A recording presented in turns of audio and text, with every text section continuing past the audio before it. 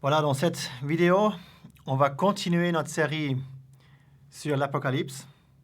On va prendre la deuxième partie maintenant de cet dernier épisode, de cette dernière partie qui durera 7 ans et qu'on a déjà vu dans les vidéos précédentes, qui est découpée au milieu et qu'il y a une première partie, c'était la vidéo juste avant, qui a duré 3 ans et demi. Et il y a maintenant une deuxième partie qui dure aussi 3 ans et demi et qu'on va prendre aujourd'hui. Et c'est une partie, on doit vraiment dire, très très solennelle, très très sérieuse.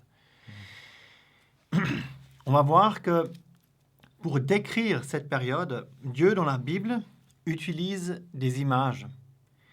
Chaque fois qu'il y a quelque chose qui se passe, à savoir un jugement, il y aura 7 fois, on va souffler dans une trompette. Il y aura le son d'une trompette qui va retentir. Et ensuite, il y aura 7 coupes qui vont être versées sur la terre. Et la différence entre ces 7 trompettes et ces 7 coupes, c'est que ça va s'intensifier. Ça, on va déjà voir. Et aussi, les trompettes se limitent sur une partie de la terre, entière, il est dit entière de la terre, on va le voir. Alors que les coupes, ensuite, vont être plus intenses, mais aussi plus globales. Ça va être sur toute la terre. Alors, cette partie de la terre, c'est ce tiers de la terre dont parlent déjà ces jugements qu'on appelle des fois les jugements des trompettes, justement parce qu'il y a 7 trompettes qui retentissent. Pourquoi c'est un tiers et qu'est-ce que c'est ce tiers? Je crois qu'on avait déjà parlé une fois dans une vidéo là-dessus, mais il y a un verset peut-être très clé, peut-être tu peux juste le lire en Acte 4, verset 26. Je crois que tu... Ouais, Acte 4, verset 26. Les rois de la terre se sont trouvés là, et les chefs se sont réunis ensemble contre le Seigneur et contre son Christ. Car en effet, dans cette ville, contre ton saint serviteur Jésus que tu as oint, se sont assemblés et Hérode et Ponce Pilate, avec les nations et les peuples d'Israël, pour faire toutes les choses que ta main et ton conseil avaient à l'avance déterminé devoir être faites. Alors ce verset, il est très intéressant parce qu'on voit qu'ici, c'est des chrétiens donc, qui prient à Dieu, mais qui décrivent en fait ce qui s'est passé lors de la crucifixion du Seigneur Jésus. Et ce qu'ils disent ici, c'est qu'il y a eu deux groupes de personnes qui se sont joints, c'est-à-dire les nations, bien ceux qui représentaient l'Empire romain, parce qu'il faut savoir, à l'époque, Israël et Jérusalem étaient sous l'Empire romain. L'Empire romain était un très grand empire, qui est représenté ici par Hérode, et Ponce Pilate, Ponce Pilate et Hérode, qui représentent ici le peuple d'Israël. Hein, et puis il est parlé aussi des nations et puis des peuples d'Israël. Et eux, ils se sont unis. Donc, eux, ils se sont unis pour crucifier fondamentalement le Seigneur Jésus. Les Romains, c'est les Romains qui ont mis les clous dans les mains du Seigneur. Mais il y avait le quoi? Il y avait le peuple qui criait devant Ponce Pilate, crucifie-le, qui voulait absolument qu'il soit crucifié. Et aussi, ils ont dit que son sang soit sur nous et sur nos enfants. Et Dieu nous prend au sérieux et fait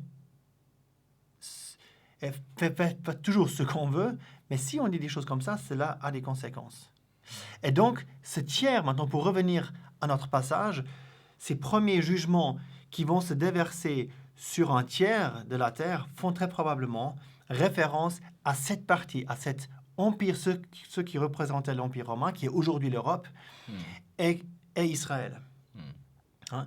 Et ce qui est aussi très intéressant dans ce verset, c'est il est dit ici qu'ils ont tout fait ces choses que ta main et ton conseil, donc le conseil de Dieu, la main de Dieu, avaient à l'avance déterminé devoir être faites.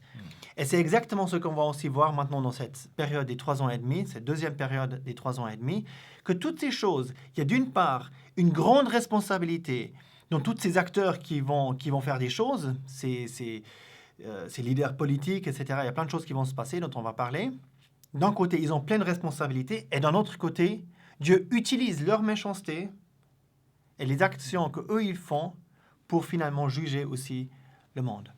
Hein? Ouais.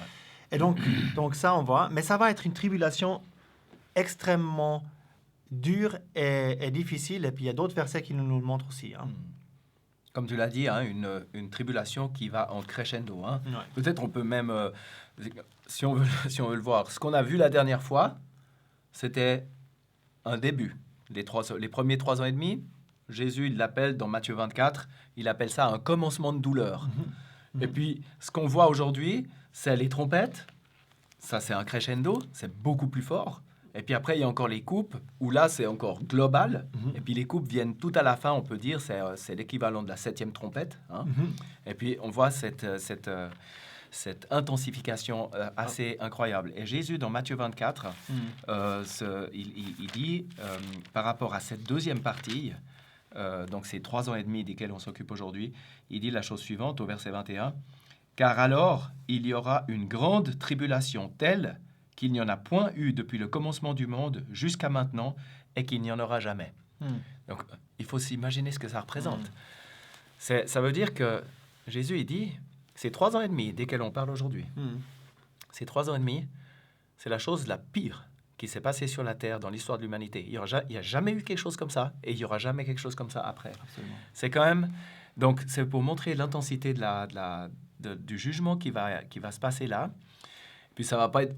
c'est difficile d'aller dans tous les détails parce que la Bible, elle parle énormément de tout ça. Et puis, il faudrait beaucoup plus que quelques vidéos pour aller dans tous les détails. Mais un point duquel on aimerait parler et puis qu'on aimerait mentionner, c'est que pendant ces 3 ans et demi, dans Apocalypse 12, on voit qu'il y a quelque chose de spécial qui se passe avec le diable.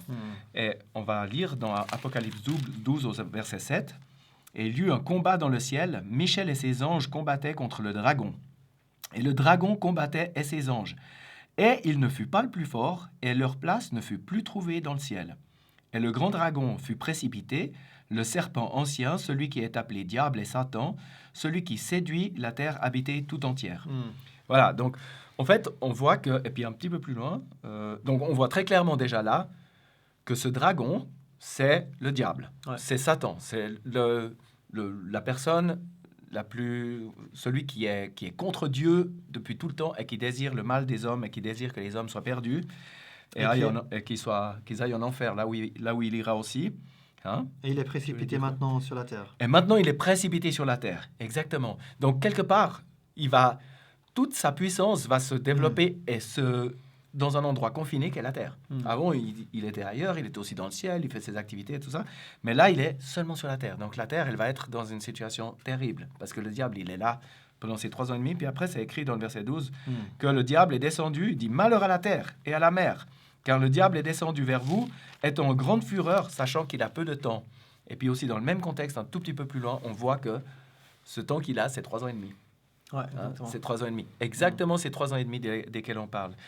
Et, donc, on peut dire que ce temps des 3 ans et demi qu'on va voir maintenant, c'est pour ça qu'on vous parle de cela, va être caractérisé par cette intensité et aussi par le fait que Satan est sur la terre et il y va à fond.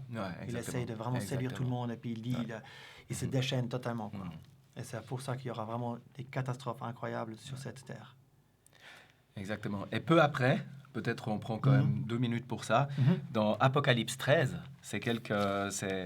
on voit qu'il y a 2 personnes que le diable va, on peut dire, fortement influencer ou être complètement il va les diriger, exactement. Et ces 2 personnes, c'est les équivalents de ce que Peter racontait juste avant avec Hérode et Ponce Pilate. C'est Hérode, le chef du peuple juif, un chef, hein, et Ponce Pilate, le représentant de l'Empire romain. Ces deux personnes-là, elles sont mises ensemble pour aller contre Christ. Et puis, exactement la même chose va se passer là. Il y aura 2 personnes, une en Israël, qui s'appelle l'Antichrist, ou qu'on appellera l'Antichrist. On ne sera peut-être pas d'accord sur les termes, mais lui, on l'appellera l'Antichrist. Et une autre personne qui va être le chef de ce nouvel empire romain. Qui est l'Europe. Qu'est l'Europe, en fait. L'Europe unie, mais avec une sorte de dictateur à sa tête. Et cette personne-là, la Bible, elle l'appelle... Enfin, les 2 personnes, la Bible les appelle des bêtes.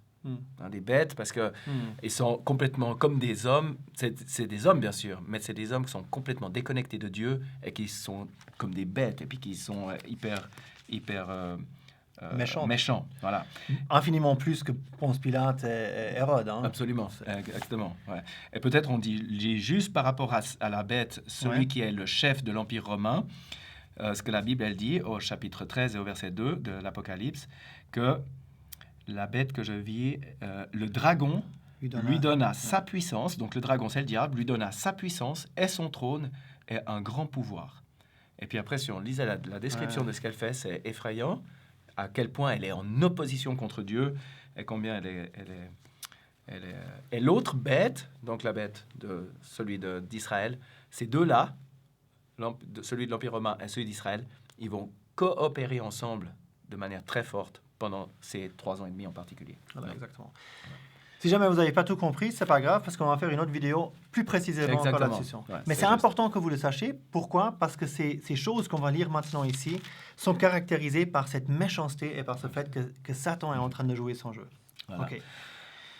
Donc, maintenant, avant de commencer juste dans de parler des trompettes, peut-être on va juste dire une chose, c'est que le livre de l'Apocalypse, il y a beaucoup de symboles, c'est symbolique, imagé, etc. Certaines choses sont littérales et c'est pas toujours super évident de savoir est-ce que c'est maintenant à prendre littéralement ou bien est-ce que c'est à prendre d'une manière imagée. Mais je crois ce qui est important de dire, c'est que c'est pas si grave que ça si quelqu'un le prend littéral et l'autre d'une manière imagée. Parce que fondamentalement, ce que Dieu nous montre ici, que ça va être juste très, très, très, très grave. Il ne faut pas croire que c'est parce que c'est imagé que c'est moins grave ou l'inverse. Non, ça va de toute manière être très, très, très, très grave. Mais voilà, on va rentrer maintenant peut-être dans les premières trompettes et puis juste vous montrer un tout petit peu qu'est-ce qui va se passer. Hein. Voilà. Donc il y a 7 trompettes et puis on va peut-être faire ça en 3 étapes. Une première, on va parler des 4 premières trompettes. Puis après, les 3 dernières trompettes, elles sont identifiées avec des malheurs, comme si c'était quelque chose de plus particulier. Elles sont appelées malheurs, en fait. Elles sont appelées malheurs. Les 3 derniers jugements des trompettes sont appelés 3 malheurs. Ouais. Malheur, malheur, malheur. Exactement. Puis, donc, elles sont un petit peu séparées. Et puis, les 4... Ça montre aussi ce crescendo, hein, d'ailleurs. Voilà, exactement, absolument. Et ces 4 premières trompettes, je vais les paraphraser un petit peu maintenant, en allant dans la Bible. Donc, la première... c'est il y aura de la grêle et du feu mêlés de sang jetés sur la terre, et le tiers de la terre sera brûlé, et le tiers des arbres sera brûlé, et toute herbe verte sera brûlée. Ça, c'est la première trompette. Ensuite, la deuxième trompette, ça sera une grande montagne qui est tout en feu, qui sera jetée dans la mer, et le tiers de la mer qui devient du sang, le tiers des créatures dans la mer qui meurent, et le tiers des navires qui sont détruits. Ensuite, la troisième trompette, il y aura une grande étoile qui va tomber du ciel, qui sera brûlante comme un flambeau. Elle va tomber sur le tiers des fleuves, sur les fontaines des eaux. Et le nom de cette étoile, c'est Absinthe. Et toutes les eaux vont devenir absinthe, comme du poison, avec du poison. Et beaucoup d'hommes vont mourir par les eaux à cause que ces eaux, elles étaient amères. Et puis ensuite, la quatrième trompette, le tiers du soleil sera frappé, le tiers de la lune, le tiers des étoiles. Et puis... tous ces astres seront obscurcis et le jour ne paraîtra pas pour le tiers de sa durée et de même pour la nuit. Voilà. Donc ça, c'est les quatre premières trompettes qui montrent quelque part, si on le prend au point de vue littéral, des cataclysmes, on peut dire, géologiques énormes, d'une envergure effrayante. Et on se pose la question, parce que c'est pas rare dans la Bible, que vous avez les deux aspects symboliques et littéral qui sont vrais en même temps. Et que c'est pas impossible que tout va se passer exactement comme ça, exactement littéralement et aussi symboliquement. Absolument. Voilà, ce qu'on voit ici, c'est que d'une part, c'est beaucoup des étoiles, des choses qui sont dans le ciel, avec le soleil, les étoiles, la lune et ces choses. Et typiquement, ça, c'est pris aussi dans la Bible, souvent comme des images de puissance sur la terre, aussi même de Dieu, des fois. Les montagnes aussi, c'est aussi des fois décrit des empires ou bien des empereurs ou comme ça, des hommes politiques très très forts, des rois, sont des fois aussi vus comme des montagnes. C'est une image de quelque chose qui est très, très stable. Donc voilà, on peut s'imaginer, comme Luc vient de dire, d'une manière que c'est vraiment littéral, que vraiment, il il y aura des catastrophes naturelles qui vont se passer. Si on s'imagine une météorite qui tombe sur la Terre, je crois que ça a eu lieu une fois en Sibérie, vous pouvez regarder dans Google, ça a apparemment aplati des kilomètres et des kilomètres de forêt. Si ça tombe sur une ville, si un truc comme ça tombe sur New York ou une grande ville, c'est absolument catastrophique. Et il se peut très bien que ces genres de choses tombent aussi dans l'eau. Ils ont des fois des substances avec du soufre et des choses comme ça qui peuvent rendre impures et empoisonner les eaux. Donc ces choses pourraient vraiment se passer comme ça aussi. Il y a aussi la montagne qui se jette dans la mer. Ça semble un tout petit peu bizarre, mais tapez une fois dans Google des super volcans. Ça existe.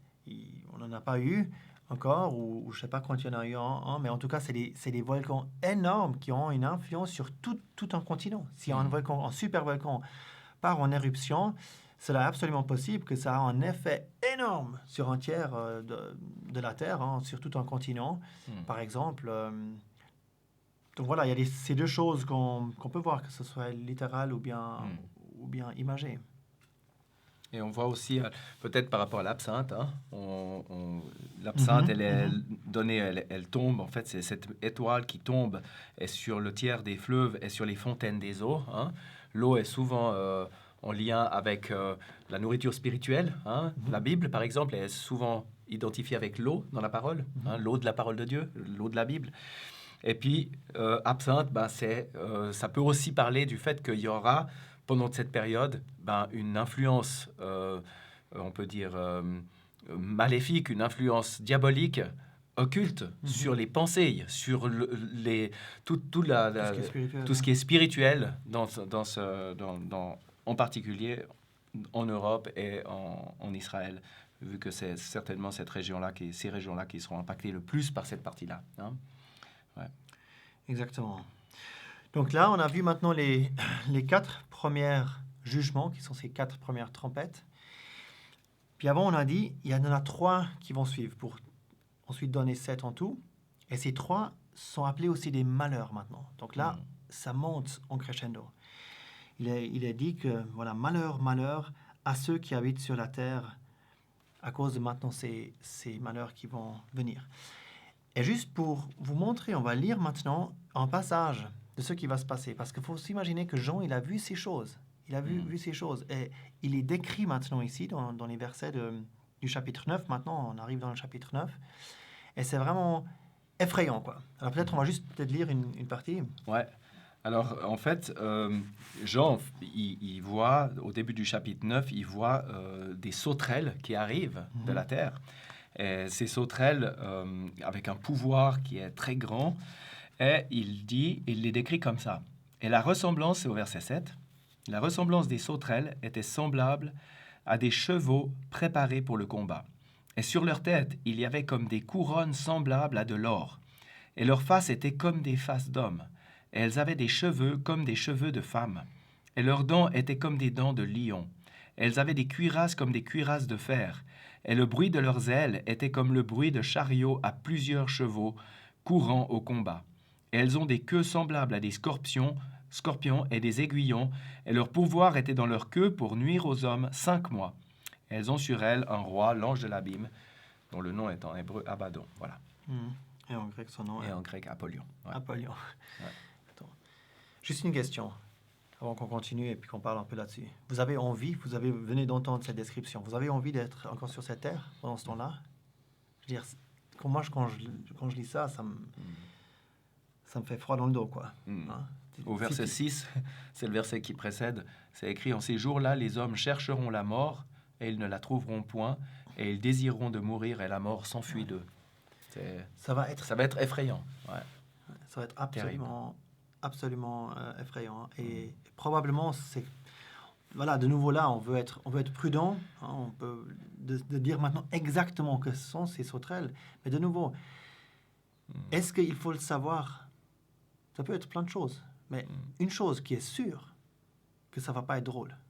Ça va être juste horrible. Ça, il faut vraiment se dire ça. C'est probablement, parce que si on va un peu plus tard, on va voir le deuxième malheur aussi, mais c'est probablement des choses qui nous parlent quand même de guerre. Mais ça va être juste terrible. Et tous ceux qui ont vécu la guerre, si vous écoutez un témoignage de ceux ils sont traumatisés à vie. Mais toutes les guerres qu'on a vues sur cette terre, comme on l'a dit dans l'introduction, c'était rien. Il n'y a jamais eu quelque chose de pareil. La Deuxième Guerre mondiale, comparé à ça, Deuxième Guerre mondiale était hyper grave, mais comparé à ça, c'est rien. Il faut juste s'imaginer cela. Et c'est vrai que si on pense à Jean, Jean n'avait jamais vu une voiture, ou un avion, ou un hélicoptère. Ou un flingue, un fusil. Exactement. Et donc, c'est intéressant en lisant ça, de voir que il a dû voir des choses qui représentaient que pour lui, sa manière la seule manière qu'il avait pour l'identifier, pour le décrire, c'était ce qu'il avait vécu. C'était des chevaux, c'était des hommes, des femmes, c'était des cuirasses et tout ça. Mais c'est vrai qu'on a l'impression, quand on regarde ça, ça donne l'impression que ça pourrait être ces sauterelles comme des hélicoptères, des nuages d'hélicoptères, de combat, par exemple. Il faut savoir qu'il y avait des plays, aussi dans les plays d'ailleurs avec l'Égypte, il y avait aussi des sauterelles qui ont débarqué. C'est quelque chose qui est connu et qui venait souvent en volant. En volant, bien sûr. C'est des nuages. C'est des nuages. Maintenant, c'est clair, ils sortent de l'abîme ici. On ne veut pas trop... Voilà, on pourrait s'imaginer aussi que c'est des engins de guerre totalement influencés, comme on a dit dans l'introduction aussi, de Satan, totalement démoniaques. Ça pourrait être ça. Mais imaginez-vous juste Jean. Si on s'imagine Jean sur Patmos, il voit une vision et il voit 200 hélicoptères de guerre qui arrivent. Et il décrit ça. Quelqu'un qui n'a jamais vu un vélo, quoi. Quelqu'un qui n'a jamais vu un fusil. C'est clair qu'il va décrire ça un tout petit peu avec les choses qu'il peut. Et il connaît ces plaies des sauterelles qui existent encore aujourd'hui dans certains pays.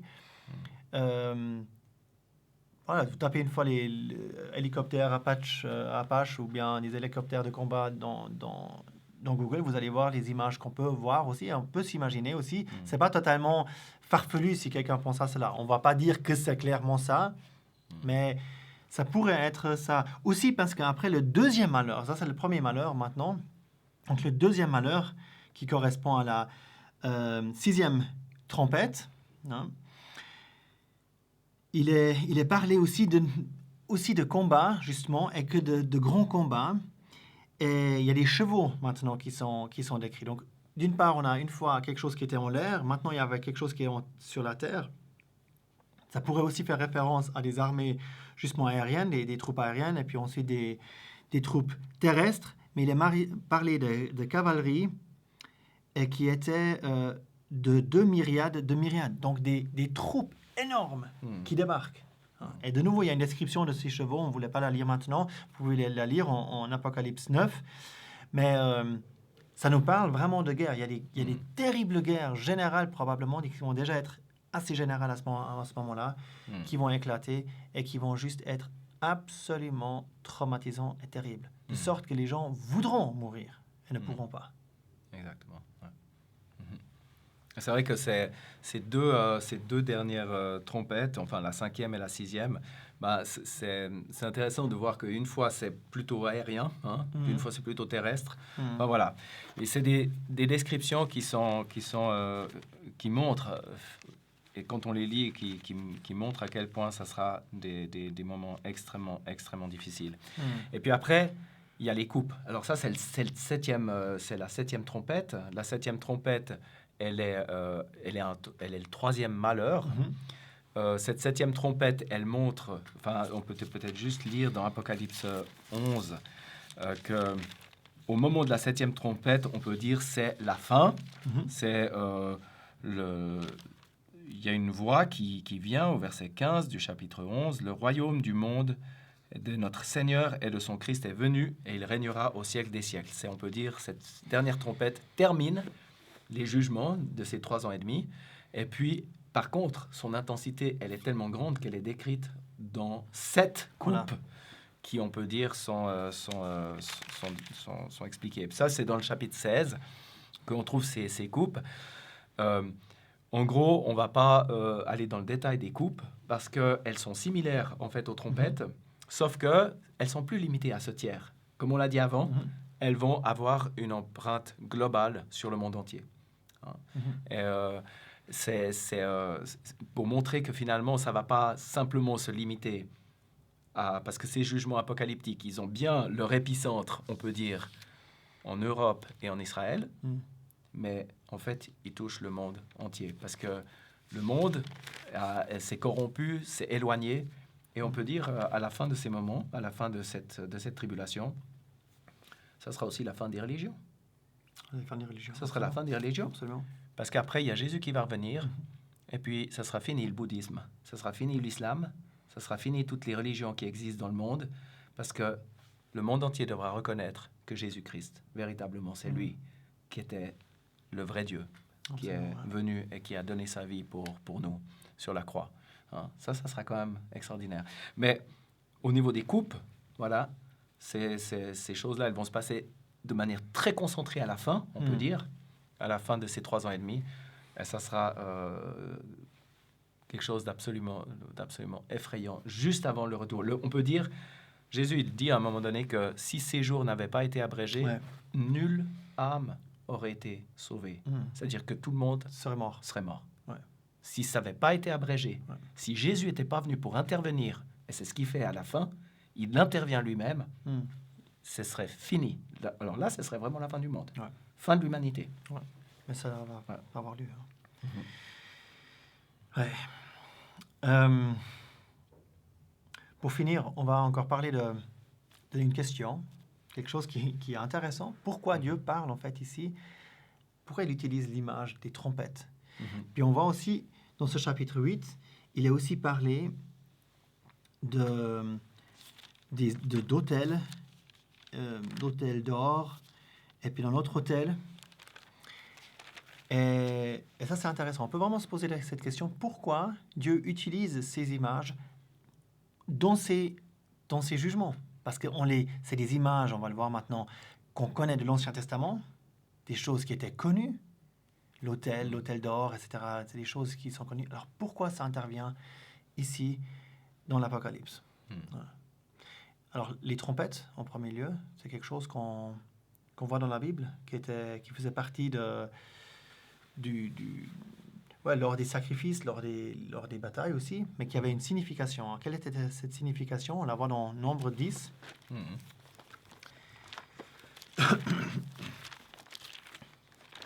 En Nombre 10, au verset 9.